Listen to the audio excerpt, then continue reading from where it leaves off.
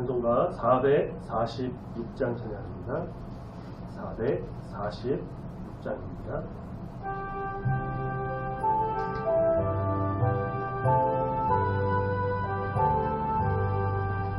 주는 성에는 참 기쁨 없도다. 날 사랑하신 주 늘 계시옵소서. 기쁘고 기쁘도다. 항상 기쁘도다. 나 주께 왔사오니 꼭 주옵소서. 나 주께 왔으니 꼭 주시옵소서. 주 함께 계시면 근심이기에 기쁘고 기쁘도다. 항상 기쁘도다. 나 주께 왔사오니 꼭 주옵소서. 주 떠나가시면 내 생명 헛되네. 기쁘나 슬플 때 늘 계시옵소서. 기쁘고 기쁘도다. 항상 기쁘도다. 나 주께 왔사오니 꼭 주옵소서. 그 귀한 언약을 이루어 주시고 주 명령 따를 때 늘 계시옵소서. 기쁘고 기쁘도다. 항상 기쁘도다. 나 주께 왔사오니 꼭 주옵소서.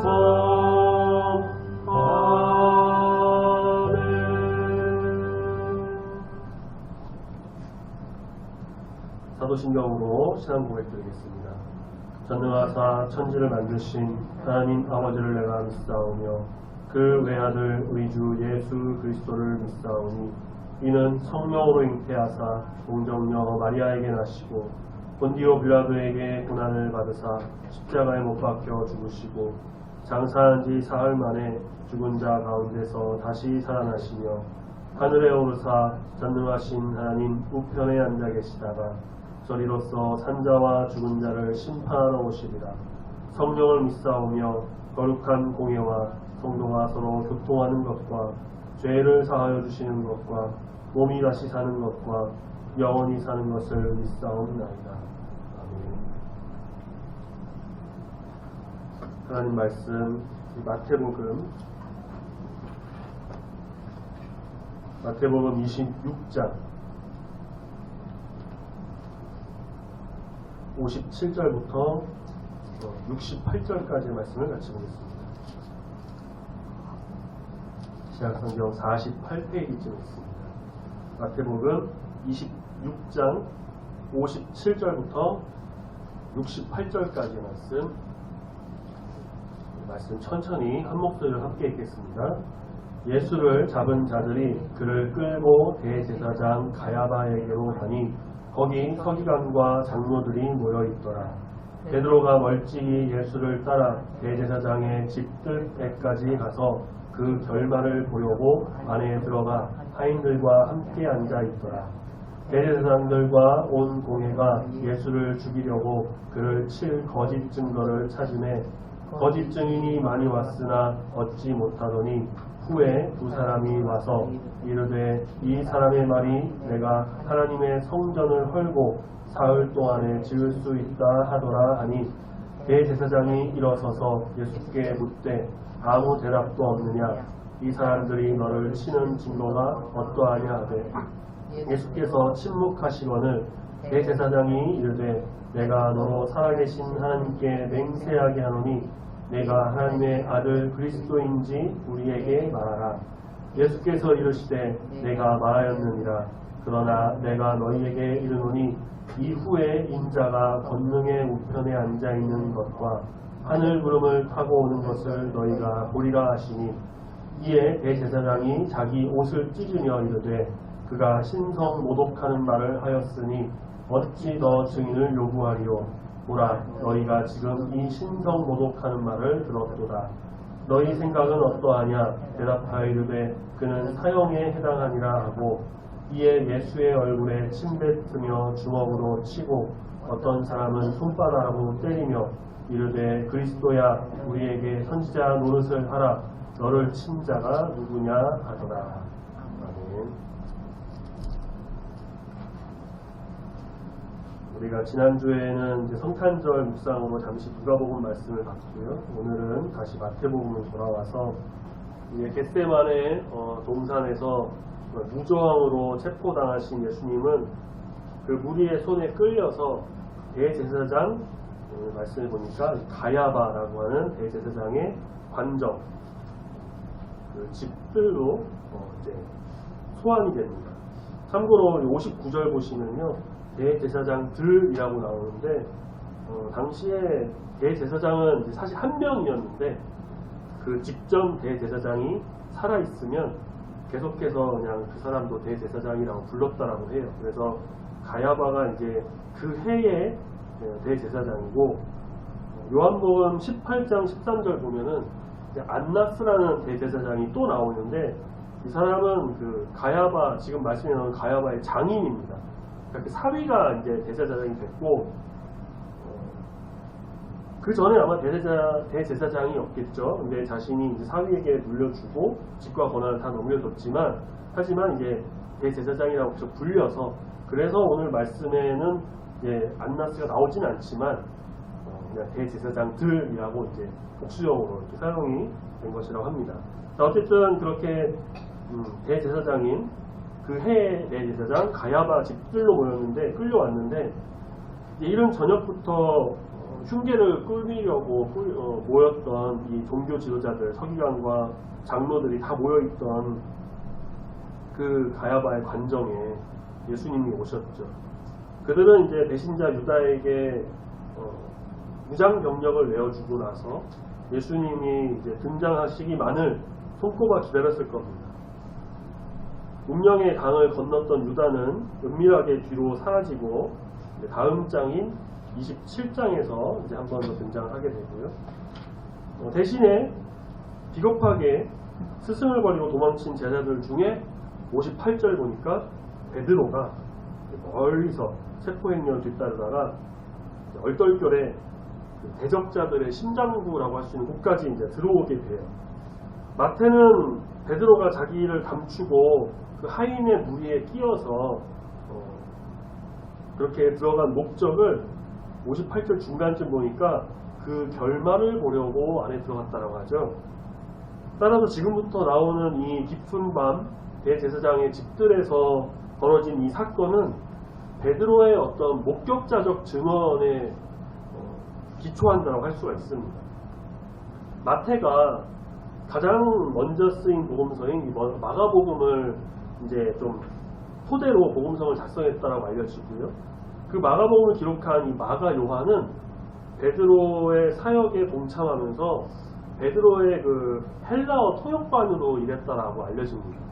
그러니까 마가는 베드로에게 여러 말을 들었을 것이고, 특별히 예수님의 그 행적에 대해서도 들었고, 이러한 목격 진술을 듣고 기록했을 것이고, 이를 참고로 이제 마태 역시 복음서를 기록했으니 여기에 이제 나오는 장면은 베드로의 그 목격자적 증언이다라고 할 수가 있겠죠.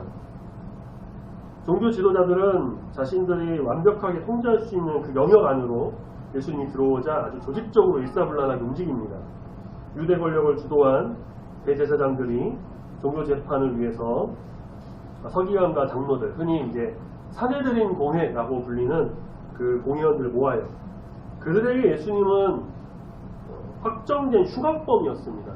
물론 아리마대 요셉이나 니고데모와 같이 예수님의 제자인 걸 좀 숨기고 그 일에 좀 반대했던 그런 사람들도 있었지만, 전체적인 그 흐름은 예수님을 죄인으로 흉악범으로 몰아가는 데 있었죠. 그들은 민심을 모아서 자기들의 어떤 정치적, 종교적 위협을 가해왔던 이 비범한, 그들이 봤을 때는 한 33 정도의 유대 청년을 제거 대상으로 특정해버렸습니다. 무작정 체포한 후에 재판을 필요한 죄목을 찾는 모든 과정과 절차는 완전히 불법입니다. 예수님에게는 어떤 변호의 권리나 기회도 주어지지 않고요. 일방적으로 이제 사형이 구형될 것이에요. 그러려면 명백한 좀 증거와 좀 증인이 필요한데 이 과정은 좀 뒤틀렸지만 그래도 이제 증거만큼 명백해야 사형의 명분을 얻을 수가 있거든요. 마태는 59절에 보니까 공회원들이 예수를 죽이려고 거짓 증거, 그를 칠 거짓 증거를 찾으려고 애썼다는 모습도 소개하고 있습니다. 그들은 증거와 증인까지 다 거짓으로 조작할 마음을 이미 먹고 있었던 겁니다. 그 늦은 새벽 증거 수집과 증인 모집하는 게 참 쉽진 않았겠지만 이들은 아마 최측근을 다 동원했겠죠. 생각보다 많은 증인이 온 것 같습니다. 하지만 모두 거짓 증인입니다. 60절 말씀을 보면요. 얻지 못하더니 라고 나오죠. 모두 예수님께 어떤 살인을 구형할 만한 결정적 증인으로서 적절하지 못했다는 것을 의미합니다. 무엇보다 증인들의 증언이 서로 일치하지가 않았죠. 그때 이제 두 사람이 이제 등장을 하는데요. 그 증언은 그래도 일치해요. 두 사람의 증언. 뭐라고 하냐? 예수님께서 21절에 성전을 헐고 사흘 동안 지을 수 있다라고 했다는 거예요. 근데 사실 이런 내용은 마태복음에 나오진 않습니다. 요한복음 2장에 나오죠. 어쨌든 이 두 증인의 증언을 확보했으니까 이제 이것을 근거로 신문을 하고요.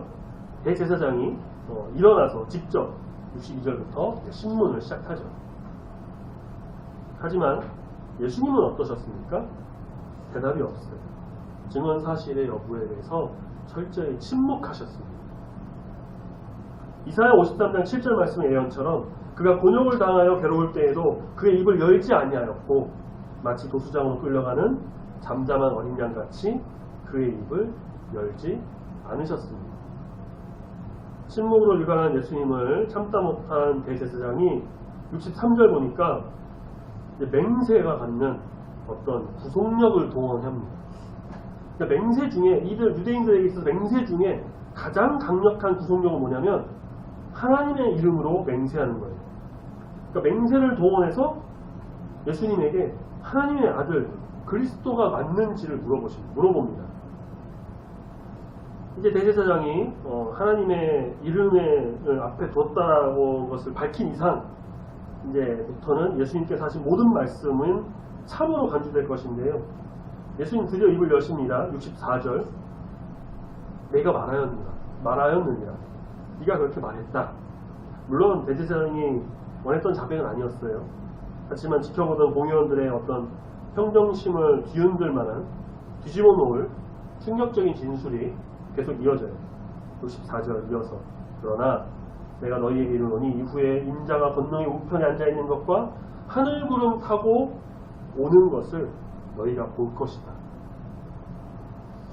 이 말씀은 앞서 예수님께서 종말의 때에 여러가지 제자들에게 말씀하셨던 그 종말의 때라고 보는 것이 이제 일반적인 견해이긴 하지만 지금 이 신문하고 있는 배경을 고려해서 보자면 종교 지도자들은 예수님께 지금 최종 판결을 내리려고 하고 있죠. 그럼 예수님을 죽인 이 사람들에 대한 최종 판결은 언제가 될까? 마지막 종말 때에 자신들이 죽인 예수가 그들의 신문처럼 하나님의 아들 그리스도라는 사실을 명명백백히 확인하게 될 것입니다. 따라서 여기 너희가 보리라 라고 하는 그 마지막 때 유대인들이 자신들이 죽인 예수가 하나님 우편에 앉아 계실 것과 마지막 심판주로 오실 것을 보게 될 것이다 라는 그런 말로 이들은 해석한 거예요. 예수님의 이런 충격적인 선언은 어떻습니까? 대제사장의 진술을 충분히 확증하고도 남을만 했어요. 그들 입장에서. 그래서 대제사장이 65절에 옷을 찢으면서 이거는 신성모독이다. 이 자가 지금 신성모독을 했다라면서 그 죄명을 꺼내죠. 차고 넘치는 증인들이 모두 동의할 만한 명백한 증거를 갖춘 신성모독이라면 더는 추가 증인과 증거를 확보할 필요도 없는 겁니다. 함께 배석한 공의원들에게 의견을 묻습니다. 모두가 예수님이 사형에 해당한다는 것에 동의해요. 공의원들의 이런 신문 과정은 그렇게 일방적이었고 예정된 결과에 도달합니다. 유대법 최고형인 지금도 그렇지만 최고형이라고 할 수 있는 이 사형을 언도한 이상 이제 예수님은 확정범이 되어서 향후 당할 모든 폭력과 수치를 당하시는데 이들에게 있어서는 이것이 다 정당하게 됩니다.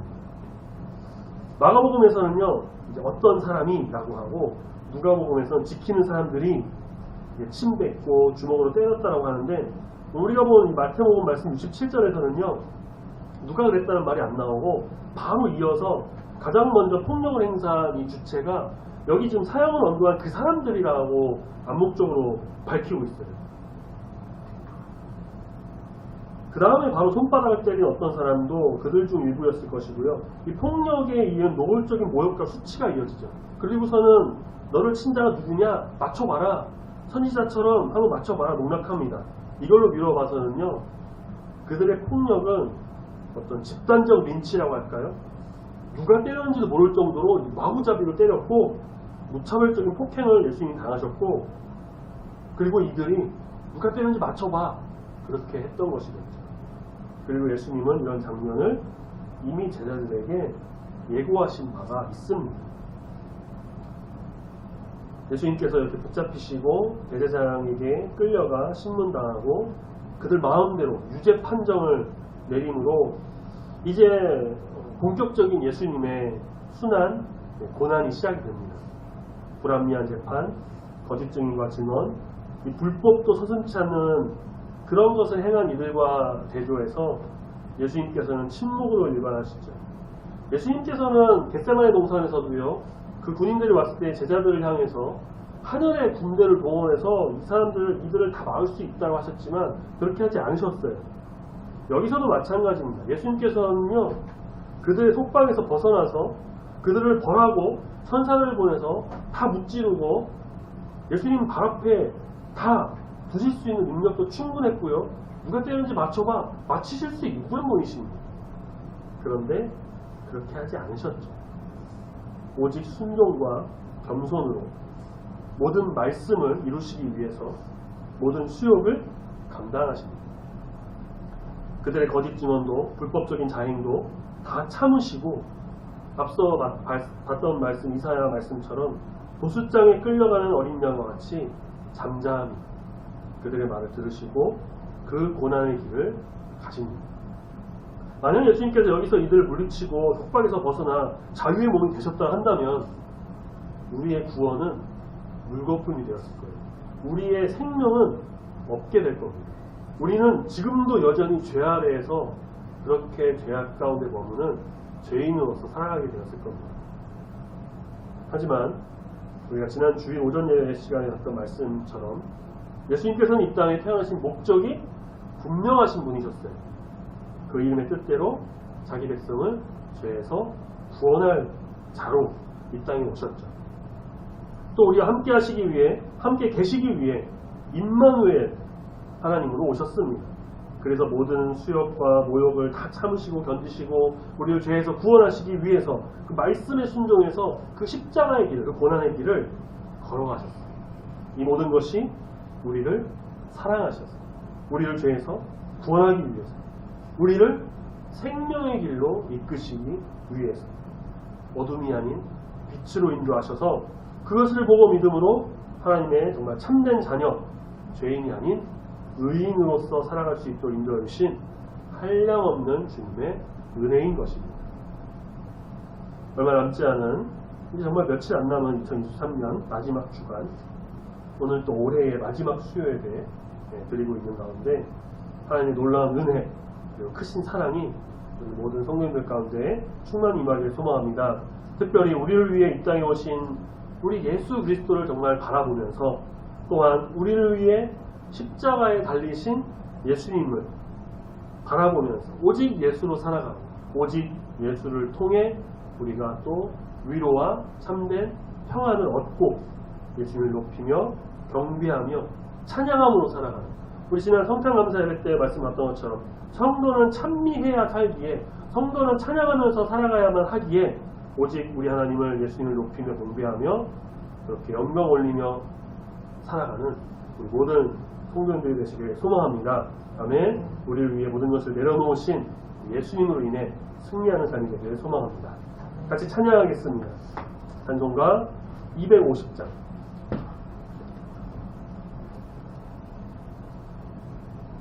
찬송가 250장 같이 찬양하며 나갑니다.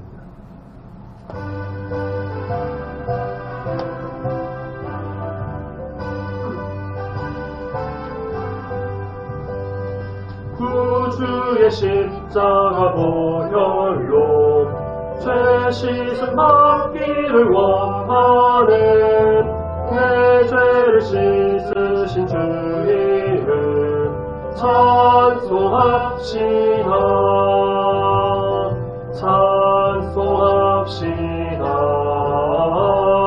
찬송합시다.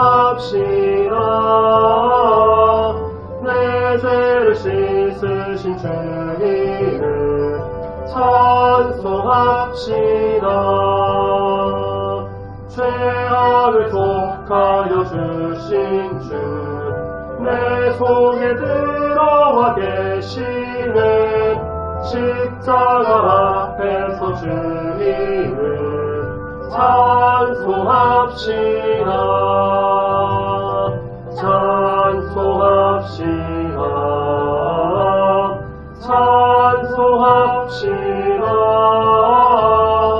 내 죄를 씻으신 주 이름 찬송합시다. 주 앞에 흐르는 생명수 날 씻어 정하게 하시네. 내 기쁨 정성을 다하여 찬송합시다. 찬송합시다. 찬송합시다. 내 죄를 씻으신 주 이름 찬송합시다. 내 주께 회개한 영혼은 생명수 가운데 젖었네. 흠없고 순전한 주 이름 찬송합시다. 찬송합시다. 찬송합시다. 내 죄를 씻으신 주 이름 찬송합시다.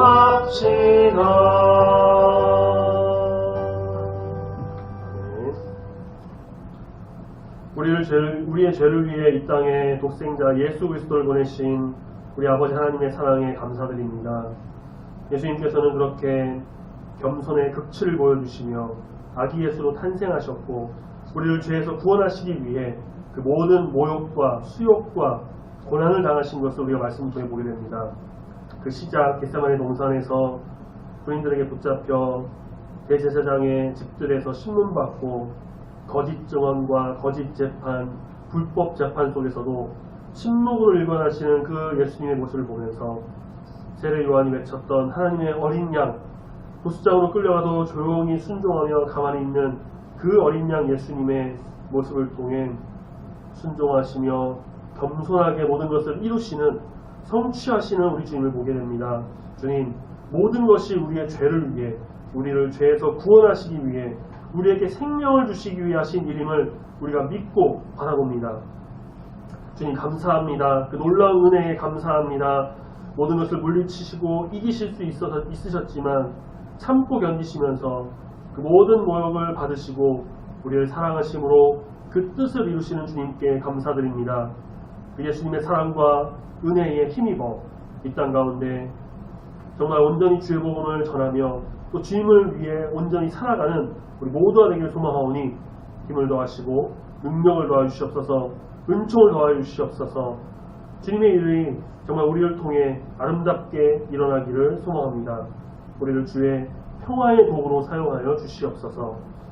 주님, 남은 한 주간, 남은 2023년 한 해도 우리 주님 안에서 잘 마무리하여 감사함으로 보내는 귀한 시간 되기를 소망합니다. 건강도 지켜주시고 또한 이번 주 마지막 주일 예배, 송구영신 예배까지 주님 함께 하셔서 주님의 온전히 바라보며 주님께만 영광 올려드리는 귀한 시간 될 수 있도록 아버지 함께하여 주시옵소서. 감사드리며 우리를 위해서 구원하신 예수님의 이름으로 기도드립니다. 아멘. 하늘에 계신 우리 아버지여, 이름이 거룩히 여김을 받으시오며 나라가 임하시오며 뜻이 하늘에서 이루어진 것 같이 땅에서도 이루어지이다. 오늘날 우리에게 일용할 양식을 주옵시고 우리가 우리에게 죄 지은 자를 사하여 준 것 같이 우리 죄를 사하여 주옵시고 우리를 시험에 들게 하지 마옵시고 다만 악에서 구하옵소서. 내게 나라와 권세와 영광이 아버지께 영원히 있사옵나이다. 아멘.